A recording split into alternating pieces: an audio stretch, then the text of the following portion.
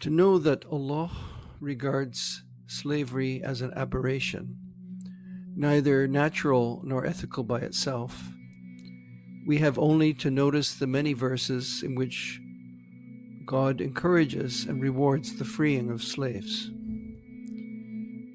If slavery was truly moral, then we would not be reading in chapter 90, verses 12 to 18, that among the acts of virtue performed by the people of the garden is the freeing of slaves.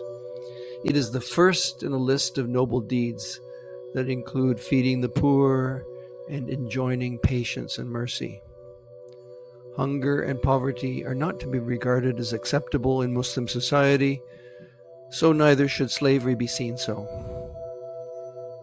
In many cases, it can even be an offense under Islamic law. An authentic hadith condemns, among other criminals, a man who sells a free person and consumes the sale price. From the collection of Ibn Majah. If enslaving someone wrongly is a crime, then freeing him or her is an obligation.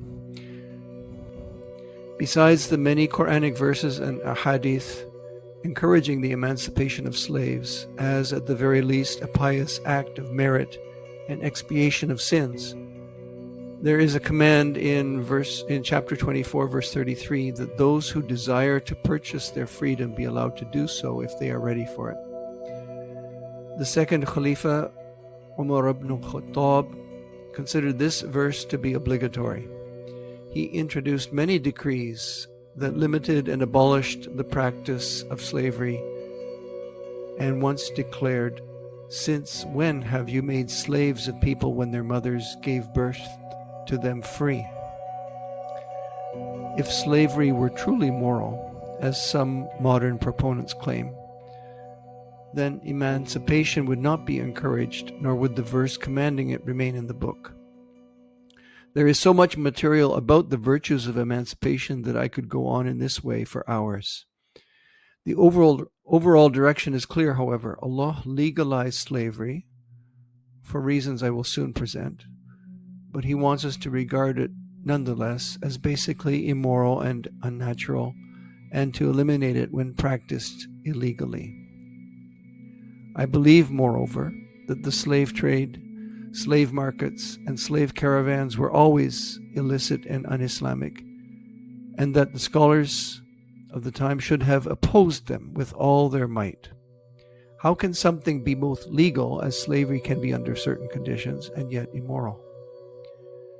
No one doubts that murder is both immoral and forbidden, but legal retaliation, qisas, is murder. A state-imposed death penalty is murder. Self-defense may involve murder, and war is mass murder. Under strict conditions of justice and necessity, all these forms of murder are legal in Islam, and only insofar as they are legal can they be considered moral. The exceptions do not constitute a new rule, nor do they change the essential nature of murder. Legality does not alter the basic character of an act, but rather introduces a new set of moral considerations that may take precedence in particular circumstances. Deliberately overlooking poverty, homelessness, and oppression is unquestionably immoral, but it is not illegal. And there could be legal reasons why such social ills might have to be neglected, such as in cases of national survival. It is in this light that we need to consider the legality of slavery in Islam. Legal enslavement in Islam is of two kinds only: capture in war and birth in slavery. And birth in slavery, the second condition, can only occur as a result of the first, namely capture in war. Whose war and for what cause? The only entity that can conduct a war approved by God is an Islamic community, or any community that is unjustly attacked. War is only justified for a just cause, for Allah, in other words, or to uphold his justice, and the community waging it must also be justly led and submitted to God's laws if prisoners of war are to be rightfully taken as slaves. Enslavement was the common consequence of war in the ancient world. The reason may be hard to imagine now, but it was obvious then.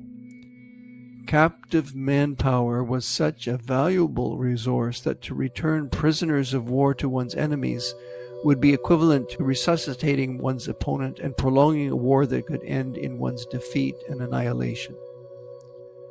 A captive taken from the enemy and made a slave was too valuable a resource to let go. Saving the lives of one's prisoners rather than killing them on the battlefield, and at the same time ensuring the success of one's own people, outweigh the moral outrage that we are fortunate enough to indulge in today.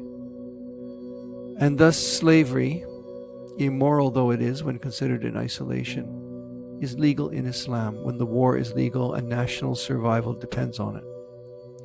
In the next video, I intend to examine more closely how slavery, under the conditions mentioned above, illustrate the beauty of Islam and affirm the consistent message of Allah, وَمَا رَبُّكَ بِظَلَّامٍ لِلْعِبَادِ.